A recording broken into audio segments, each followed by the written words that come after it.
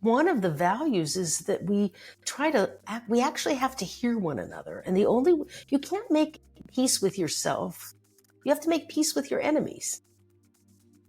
And so if there is any way out of this, ultimately, there's going to have to be peace negotiations and peace discussions.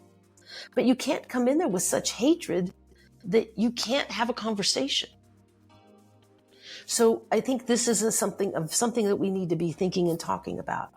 It might be too soon to talk, but we have to remember those values in our briefcase, if you will, to be able to utilize them when we need them. And people talk a lot about tikkun olam in Judaism, the healing and repair of our world. And how do we do that? What are the concrete steps to helping to do that?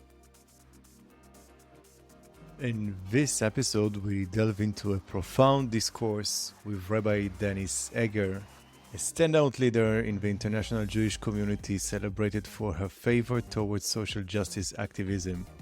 Having founded the Congregation Kol Ami in West Hollywood, California, Rabbi Eger's significant contributions to Reform Judaism and the LGBTQ+ communities have molded her into a figure of inspiration.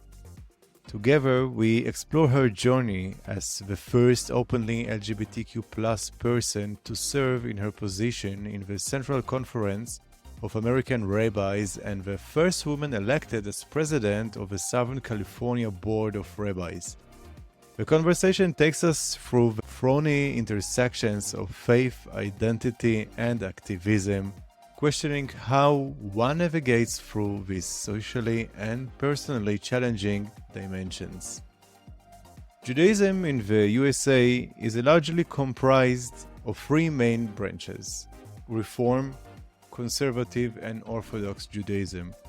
Reform Judaism, the largest branch in the US, espouses a progressive interpretation of Jewish laws, traditions, and practices, accommodating modern sensibilities and emphasizing social justice. Conservative Judaism attempts to strike a balance between preserving Jewish tradition while allowing for some degree of modernization. On the other hand, Orthodox Judaism maintains a stricter interpretation and adherence to traditional Jewish laws, rituals, and practices. Also known as LGBT synagogues, they are places of worship that cater specifically to LGBTQ+ Jewish community members. These spaces offer an inclusive environment for all individuals, regardless of their sexual orientation or gender identity.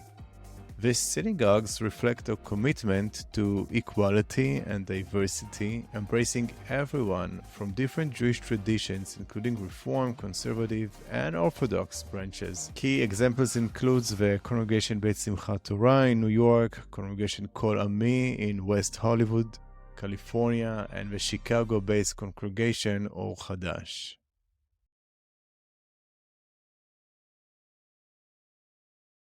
Please welcome Rabbi Eger. Hello, hello. Hello, Michael. I'm happy to be with you.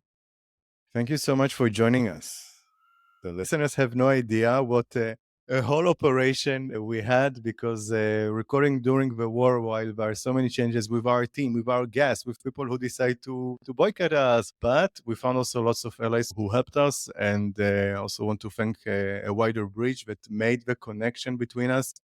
And I have to say that as someone who was born and raised in Israel, but luckily for me, I had the opportunity of traveling around the world. My parents are Jewish, secular Jewish, but I was always looking for some value and some spirituality. And my mom, who immigrated from the former Soviet Union, she always told me how her grandfather was a rabbi.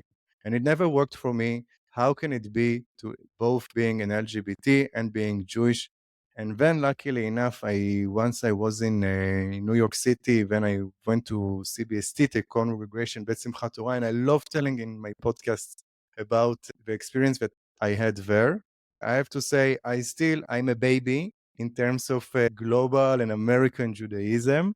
So I'm very glad that we have you here. And I have to say, when this horrible war started, and I think that it doesn't matter in what side we support or if there is a need for sides, but I think that we can all agree that this was a very traumatic and difficult it's horrible. I think I have no words to describe what happened. And I was looking for a lot of hope.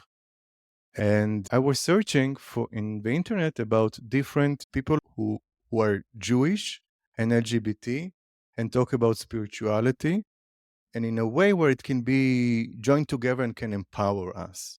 And I think which is something very important in these times. And when I was luckily enough to find you and read a little bit and enjoying following you on Instagram. And here we are, and you're in my podcast. So hello. Hello. I'm happy to be here and happy to talk with you today. So thank you very much, Rabbi. And maybe if you can, we can start immediately. If maybe you can take your magic wand and spread a bit of about of what thoughts do you have, what messages do you have to our listeners in such times that we are having, such crazy times that we are passing through. Yeah, this has been for all of us around the world. I know so much so for Israelis and for all who live in Israel, a time of horror and a time of great anxiety and pain. And also for those of us who care and love Israel around the world. We stand in solidarity with the people of Israel, with the aims to bring our hostages home, because while they're Israeli and Thai and Canadian and American, many nationalities, they were taken hostages because they were working and living in Israel. And it's just an anathema. It's something that I don't go every single day. I wear my blue ribbon and as a sign of support that we don't forget, not a single moment, the hostages that were taken so brutally and of the massacre that happened in the south of Israel. And so every day, pray. Every day, we read everything that there is to read in Israeli papers and American papers and British papers around the world to try and get any snippet of good news. And so for me as a rabbi, particularly, I turn to our Jewish teachings for support and help. And we have a long history of praying from the book of Psalms, Tehillim, when there is a crisis, when there is problems, when there is troubles. And we add a special healing prayers and special looking at the book of Psalms at this time for our hope. And, it says, hope in God, be strong. And that's what we have to continue to do, is hope in one another as extensions of the divine in the world. Judaism thinks that human beings are God's hands in the world, right? To do good, to be love, and to be kindness. And sadly, we know that there's a time for peace and there's a time for war, says the book of Ecclesiastes, Kohelet. And sadly, this is a time of war because we must get those people returned. At least for some Israelis, I think that sometimes it can be very conflictive, especially in times which, like now, going through times that in some way our loyalty is being examined all the time. And I think that it's even a higher standard for minorities, just like being a queer minority in Israel, in a society. Do you have, which is maybe related to that, of how can we find that balance between those different loyalties that we have to show? For instance, now in Israel, while for the last year before the war started, there were different politicians and ministers who strongly disagreed about the rights of LGBTQ plus people. And well, now there were few changes about that. Hopefully it will remain also after the war. But I think more and more people are now going through some kind of self-questioning of like, how do I identify myself? To which group am I part of? Or do I have to be a part of a group? And the whole discourse is also changing now. So I wanted to ask if you have any... And I think it's a great question because every human being navigates multiple identities. As queer people, we are always navigating our queer identity in a world that is primarily not queer, right? So as a lesbian, I'm always a lesbian, but there's times where, other parts of my identity as a wife comes more forward, as a mother comes more forward. I'm soon to be a bubby, if you can believe that. So that will be a different part of my identity. As a progressive, as a Zionist, we all wear many hats and we all have many identities. And we don't pay attention so much because they shift all the time within us when one has more to the forefront than the other. But the truth is, we're always all part of ourselves. The trick is not to compartmentalize and not to say, okay, can now only let my queer identity show here. Here, I can only let my Jewish identity show here. And for me, that was part of my work as a rabbi, is this work of shlemut, of completeness, of wholeness, that God wants us to be whole in who we are all the time, that I didn't have to separate my queerness from my Judaism. They were integrated in part. And the same thing is true for Israelis who are going through this. Listen, over the last year, I was in Israel four times for 4 major trips, bringing people to Israel, bringing clergy to Christian queer ministers to Israel with a wider bridge. I brought a group from my synagogue last May and June to travel to Israel. I came several times with my own family to visit my family. And each of those times I stood in the streets on Kaplan Street in Tel Aviv as part of the Saturday night protests, or in Jerusalem as Saturday night protests, to protest the government and to protest what was going on with their move to basically dilute the Supreme Court. And that in June, we were there for Pride in Jerusalem and in Tel Aviv with my congregation, and to march with the queer community in Israel, to celebrate who we are, and also against those politicians in Israel who are frankly funded. A lot of their funding comes from the crazies in America who are anti-LGBT as well. This is not just isolated. I want your listeners to hear this. But in a time of crisis that Israel is in now is a different kind of crisis. And the war means that the unity that is clearly being felt in Israel of purpose, of singular purpose, is the right move at this time. It doesn't mean the other issues have gone away or that politics.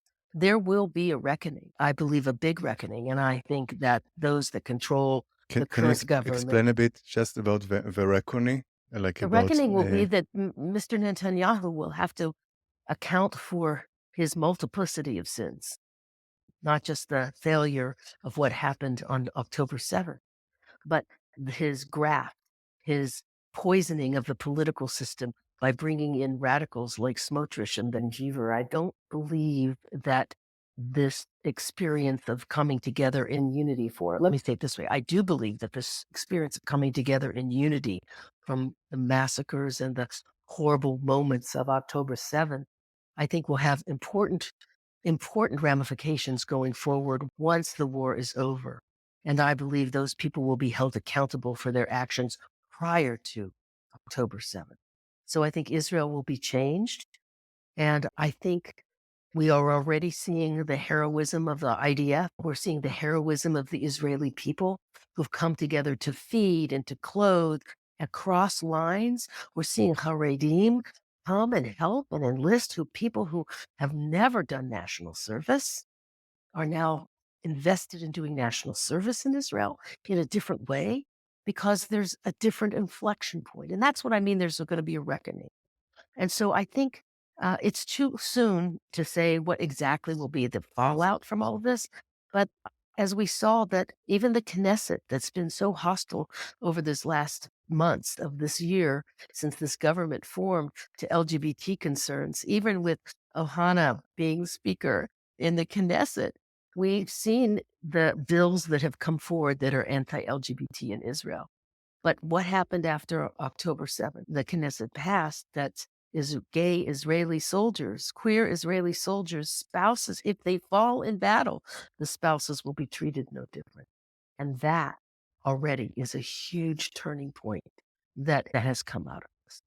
I really agree about the changes that are happening now in society. I think that most of the changes that will be for the long run, we still cannot even imagine. And I have a few questions about that also related to Sinat Chinam and Tikkun Olam. But before that, I would like to ask you, dear Rabbi, also, we just spoke about the Israeli perspective and about how this issue affects Israel. But this war also affects and makes changes in so many other societies. It makes, of course, changes generally in the world, in Europe, among queer activism, in the Jewish discourse or discourses. And of course, it also affects the Palestinians. It affects so many different people. So if maybe now we spoke a little about Israel, and before I will ask, I'm telling already the next question. So before I ask also about how it affects the discourse in the US, and I'm sure also that the changes happening in the US politics and discourse are also affecting. But let's talk for a moment about the word. Because from what we see, and I would like also if we can also look on that from a Jewish perspective, also in terms of value of Judaism, because I really believe in tikkun olam, Yes. in making a world a better place. That's what probably made me to be an activist. I always say that it shows me, and I didn't not chose Yes. that, becoming a professional homosexual. And for me, it happened because of when I was 15, I grew up in the north, in the periphery in area, and I almost got killed by a rocket that fell next to me. It was too old, so it did not explode. So I've got my life back, and I'm very thankful for that. This is what created me to be an entrepreneur, or meshigane. But I think we all, the activists, we have a kind of a spark. We have a kind of a will of wanting to make a positive change in the world. And I think that now, in terms of uh, being queer, I have to say that for me it became very difficult to be both queer and Israeli. Although I have a lot of criticism about the stuff that are happening in Israel.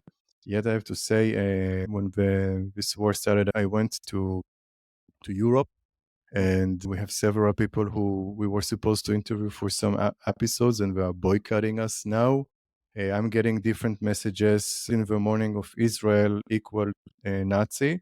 I can't find how mathematically it can work, even like how a Jewish person can be, and it was sent by queer activists. This thing terrifies me, I have to say. I think that we're seeing a It should. kind. Yes, please. Well, no, it should. It is terrifying because there's a lack. Michael, you're so right. There's a lack of understanding in our LGBTQ community worldwide, I believe, about the terror that is being faced in Israel that is also really directed at them. And I don't think it's very easy to be an armchair activist or march in the streets when you're feeling relative safety, when you have your rights, when you can go as a queer person anywhere you want to go. It's a very different story when you're living in fear. I don't think, particularly in the United States, there's been a turn as well here too. Yes, this past week is a great story. I've recently moved to Texas, and there's a new gay paper that is being put out here in Austin, which is the state capital. And I wrote an op-ed, an opinion piece for the first edition that was just my reflections just a few days after October 7th. And I went to the party, for the launch party a few days ago, and the publisher of the paper said he was getting tremendous pushback because of my op-ed from friends and from other queer activists who are now boycotting the paper. He said to them, come and write something if you want, and I'll publish that. Of course, they didn't do it. But there's a lack of information, a lack of understanding about the force of what Hamas, Hezbollah, and their particular brand of hatred is also filled not just with anti-Israel sentiment. Why is it about anti-Israel? It's anti-Jewish. And as someone who's worked in the queer community as a professional homosexual myself for more than 30 years, just like you as an activist for more than 30 years, as a leader of a LGBTQ Jewish community, there has always been anti-Semitism in the gay community, always. But what has happened, especially over the course of the last number of years, it's been increasing. It's been increasing, and the lens with which that anti-Semitism expresses itself is through anti-Israel activism. And I think for Israelis who live in a majority Jewish culture, majority, right, Israeli culture, even if you're secular, even if you're Hiloni, you're not Dati, you're safeguarded from that. For those of us that live outside of Israel who are Jewish, whether you live in Europe or you live in Asia, or you live in North America, we're seeing it in much more deep and dark ways than we've ever seen it before. I do think that we have to be more articulate. Part of the issue is that we're a small people. We're only 16 million people worldwide. And though anti-Semites range in the billions, and in a time of viral social media, we're a drop in the bucket from what those messages. When the Haddad family has millions and millions of followers versus, I don't know, how on social media versus what you have, you can't get your message out because of the way the algorithms are written. You can't. And also, a lot of it is about the way content works today is not about Yes. how deep it is, but No. it's about how fast it is. And we're Yes. missing some roots here. We're missing deep roots and we're missing logic. We're missing logic. They also it has nothing to do with truth or logic. To call Jews Nazis is illogical. I had family that were in the camps. Most Jews had some connection. We're not Nazis. But it's easier to paint that image because it's about image. It's not about thoughtfulness. And this is serious. Do you see any difference in terms of the attitudes in both situations? Any difference between stuff happening in some countries which are not the US compared with the US? Let's leave aside Israel for a moment, yeah?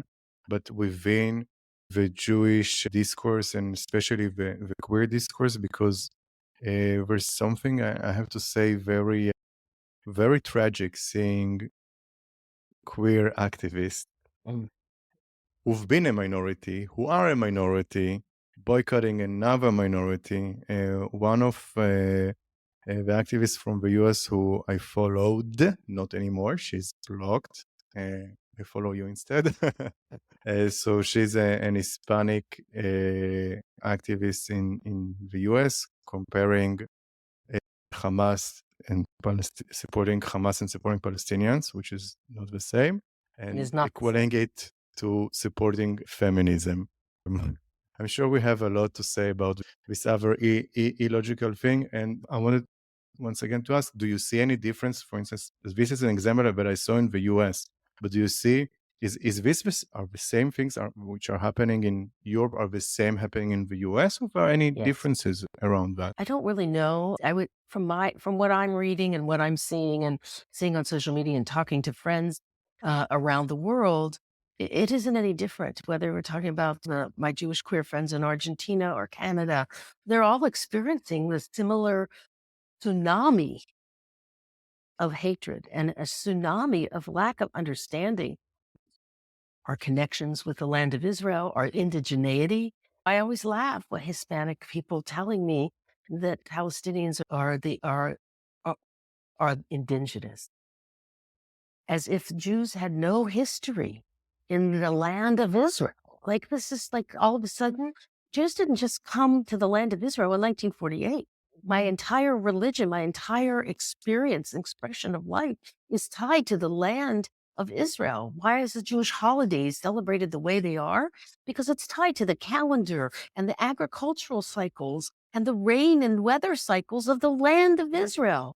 So even if you live in a place where Sukkot, the fall holiday, which was the end, which is when the massacre occurred on 10/7, was the last days of the Jewish holiday of Sukkot and Simchat Torah, right?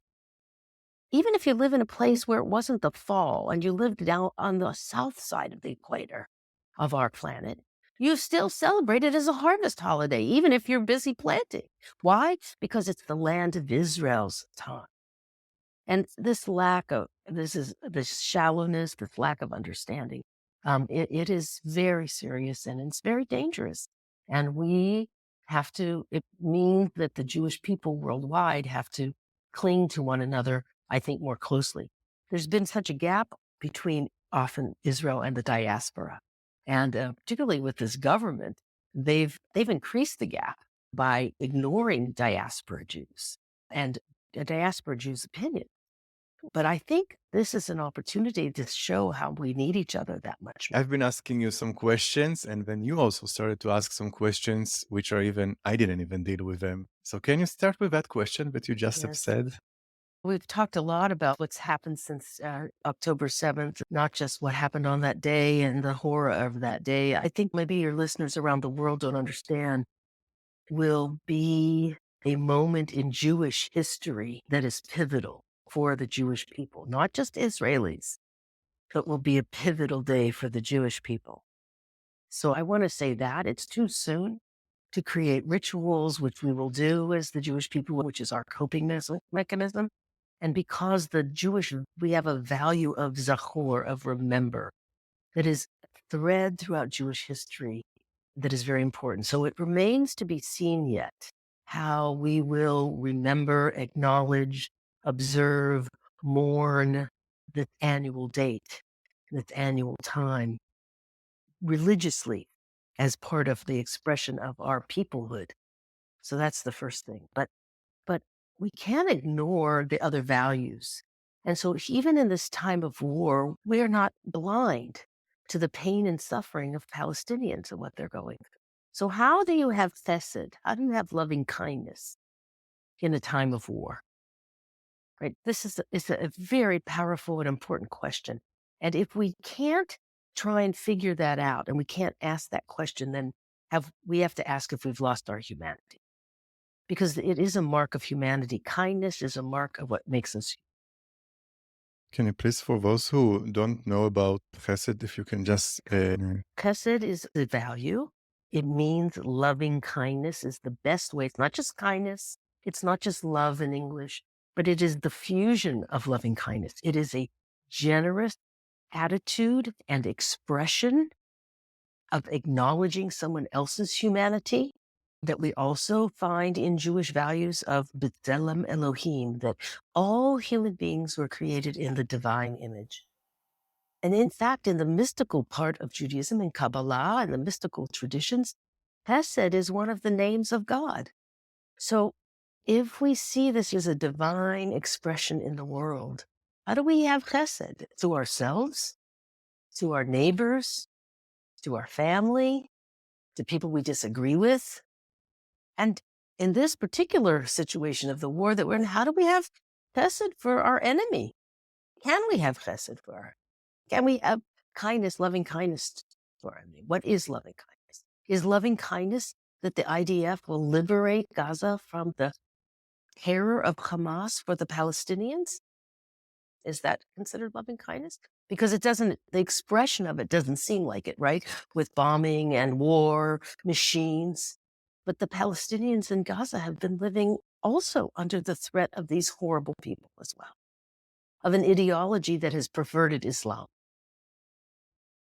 Also, LGBTQ plus people cannot be who they are under such regimes.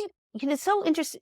I'm glad you raised that because, Michael, I can't tell you as a rabbi who has long been a Zionist. I'm a Zionist from the day of my birth. My family were always Zionists. I have family in Israel that made Aliyah. At one time, I contemplated Aliyah, but eventually decided that it wasn't going to be so easy for a queer Reform rabbi to be a rabbi in the land of Israel at that time. Too bad, we need you there. We do. I'd never say never, right? We haven't given up that hope. I have a spare room in Haifa, just saying.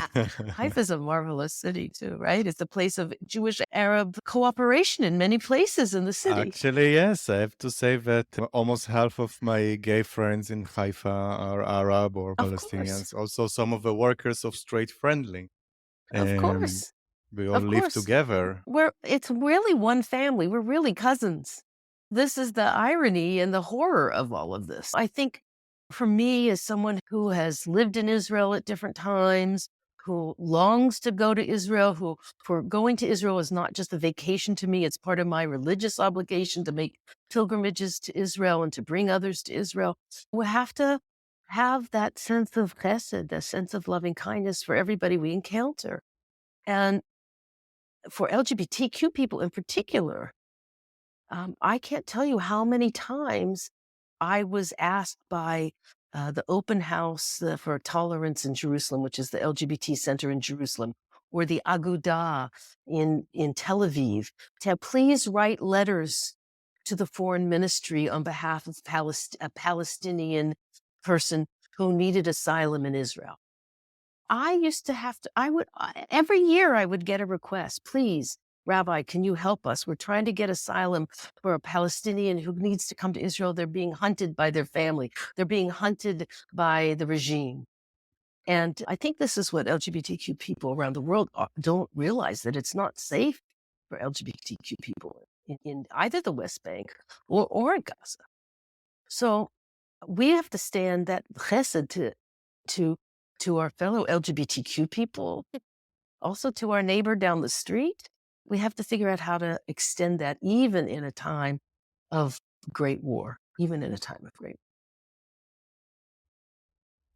war. I think that's a very important message, which is now it's even more difficult to have chesed, but I definitely see around me, and one of the things that I'm afraid of, first of all, I cannot deal with outside factors. We can only deal with the inside factors. We can only deal probably, first of all, with our own society or societies. I have to say that one of the things that I'm afraid the most with will be, and I didn't have the right words for that, but now this discussion with you helped me to find the words. I really hope that in the Jewish queer communities and the Israeli communities that we will not forget about the chesed, even in such difficult times, and also for the future, especially when violence gets to such extreme place, and these are the most dangerous situations for societies losing their liberal values and acceptance. Michael, I want to say one thing to yes. you and your listeners. I don't know if this was true in the Hebrew daily papers. It was certainly true in kind of some of the Jewish American Israeli English papers that I read every day, English versions, and in other world papers, the Hamas soldiers who came and committed the massacre and dragged our people across the border so violently as hostages, committed atrocities that are not only war crimes, they're crimes against humanity. And oftentimes in the press, they would say, oh, these are monsters. When we call another human being a monster, it's the worst thing, right? It's not, they've lost their humanity, right? But see, human beings are capable of great evil. And this is also actually chesed, is not to just say, oh, those are monsters and we're not, but to understand that this is a human being acting who has lost their humanity. And that is something that we have to also, as we think about how do we express chesed, how do we express loving kindness, not to lose our own humanity in this situation. And that's chesed towards the self. So not forgetting about the responsibility people have. I also wanted to ask you about the kind of values. What kind of values and empowerment can we spread now in these difficult times, especially when we need much more chesed and for the yet to come? I think you and I were talking a little bit at the break about this notion of sinat chinam, right? In Jewish tradition, in the Talmud, there's a discussion about why was the second temple, the temple that King Herod rebuilt, why was the second temple destroyed in the year 70 by the Romans, right? No, it was an act of war. We know that, right? The Romans burned it down and took siege of Jerusalem, right? It was a horrible time. It destroyed ancient Judaism and gave birth to what we now call rabbinic Judaism, where rabbis were the community leaders, not priests. We don't do animal sacrifice anymore. Okay. But I mean, it was a really horrible and traumatic moment. And that was part of the Jewish people's dispersal around the world. The Romans enslaved many Jews and sent us around the world because the Roman Empire was a worldwide empire. The rabbis, when they were reflecting about why was the temple destroyed, they wrote about not the Romans so much. They wrote about that it was sinat chinam, that it was hatred towards our fellow Jew, a lack of unity, a lack of respect for differences of opinions. And I think especially in this time, that is something that is really important, not only among Jews, but among different peoples of the world, right? There's this whole business of cancel culture, that you cancel somebody out and you dox them and you destroy them because they have a different opinion than you. It's senat chinam. It's hatred of the other. And one of the values is that we actually have to hear one another. And you can't make peace with yourself. You have to make peace with your enemies. And so if there is any way out of this, ultimately, there's going to have to be peace negotiations and peace discussions. But you can't come in there with such hatred that you can't have a conversation. So I think this is something that we need to be thinking and talking about. It might be too soon to talk, but we have to remember those values in our briefcase, if you will, to be able to utilize them when we need them. People talk a lot about tikkun olam in Judaism, the healing and repair of our world. And how do we do that? What are the concrete steps to helping to do that? And sometimes they're big things on a global basis, and sometimes they're just small things, right? It's making sure that the people around you are clothed and fed. Somebody's not sleeping on the streets, right? Those things play out in government policy, right? How do we take care of people who don't have homes? How do we feed people who are poor and impoverished? And Judaism has deep teachings about communal welfare and taking care of one another. And in fact, when we give charity, when we give to money to help take care, it's not just charity or noblesse oblige or philanthropy, which is a Greek word from philos, but it is tzedakah. It is justice, because you are righting the wrong. You are healing the break that caused why we have to make that tikkun. So I think they're values, but they have to be lived every day. They're not just slogans on a bumper sticker on the back of your car.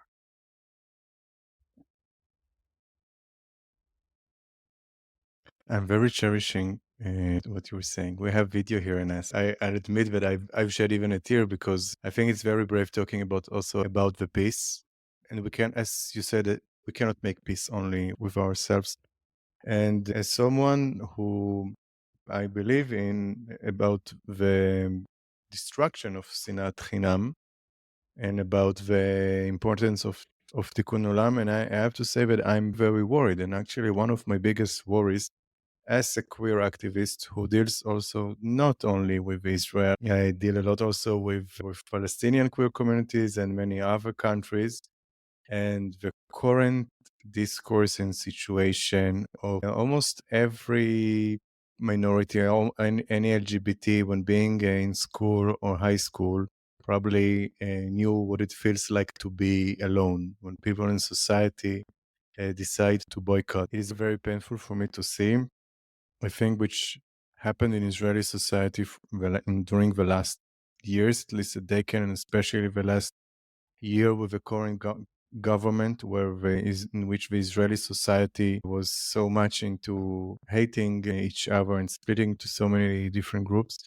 And I really hope that we will have some messages that will not be only about convincing the convinced, because I think that there's something here that we can take as a lesson from Judaism, not only for Jewish people, but generally for queer activists, no matter in what country in the world. And what is happening now, seeing so many queer activists around the world boycotting us or others, this can be the beginning of a destruction of queer communities and so much that happened throughout the last decades. And I have to say that this is a very big worry for me. I think you're right. I think I echo your worry, because so many queer people around the world do not have even the safety and comfort that you and I have in America and in Israel.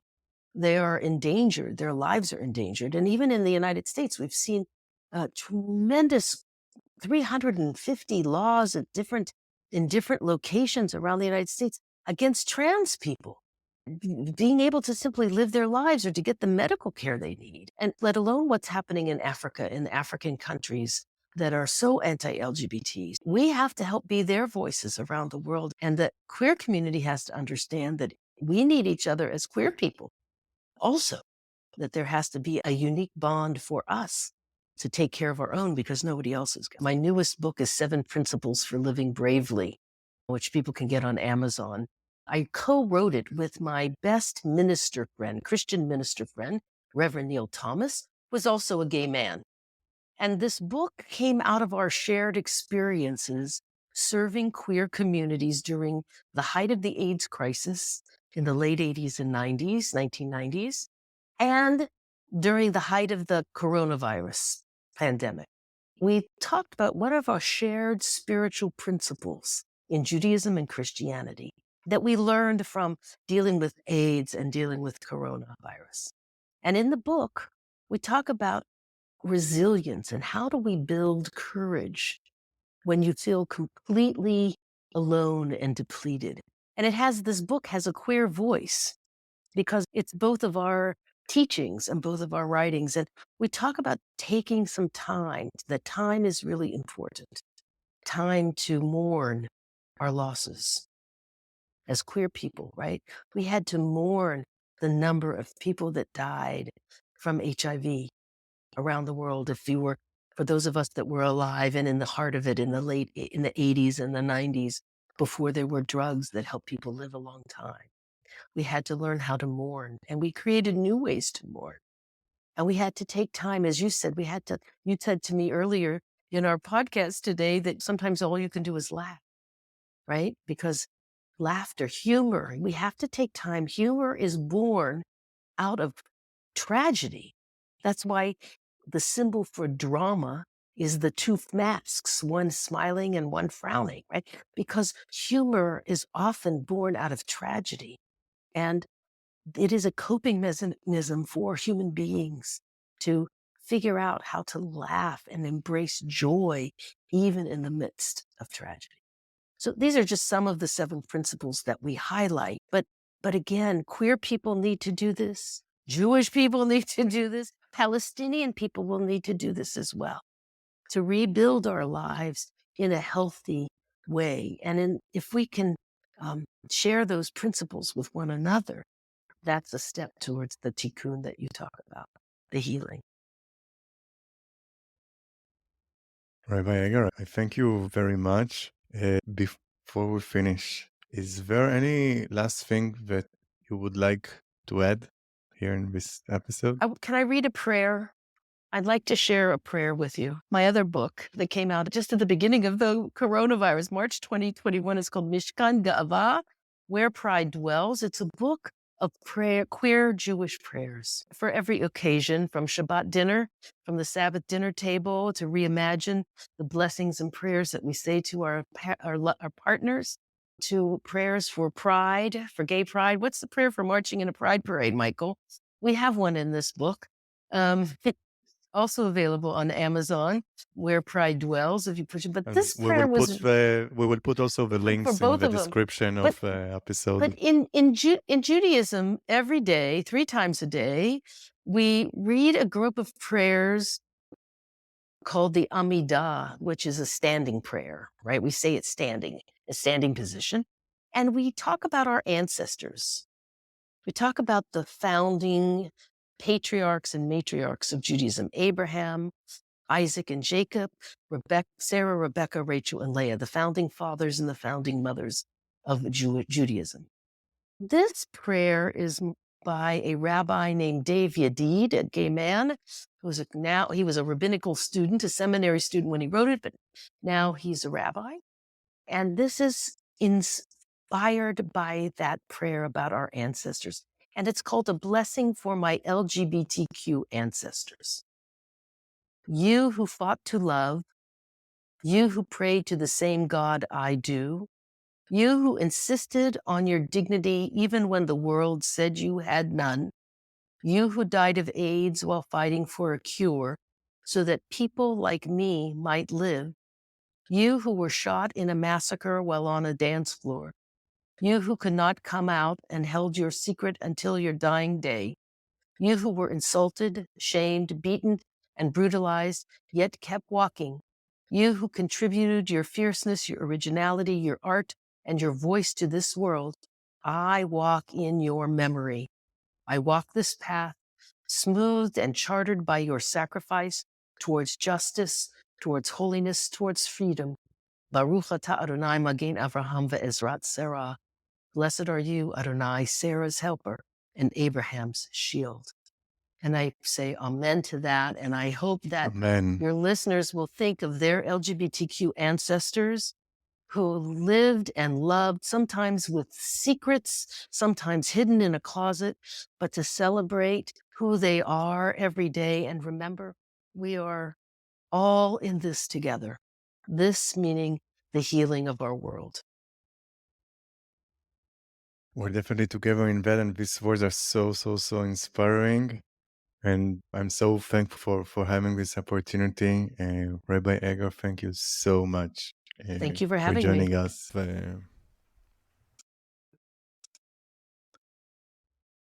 The production of this episode came to reality thanks to the support of the Friedrich Naumann Foundation for Freedom in Jerusalem, and also huge thanks to a wider bridge to all the team that connected us with Rabbi Eger. And of course, thank you, the listeners. And don't forget, you can find more of our episodes on Spotify, Apple Podcasts, Google, Amazon. Just look for Straight Friendly, also on our website at straightfriendly.com.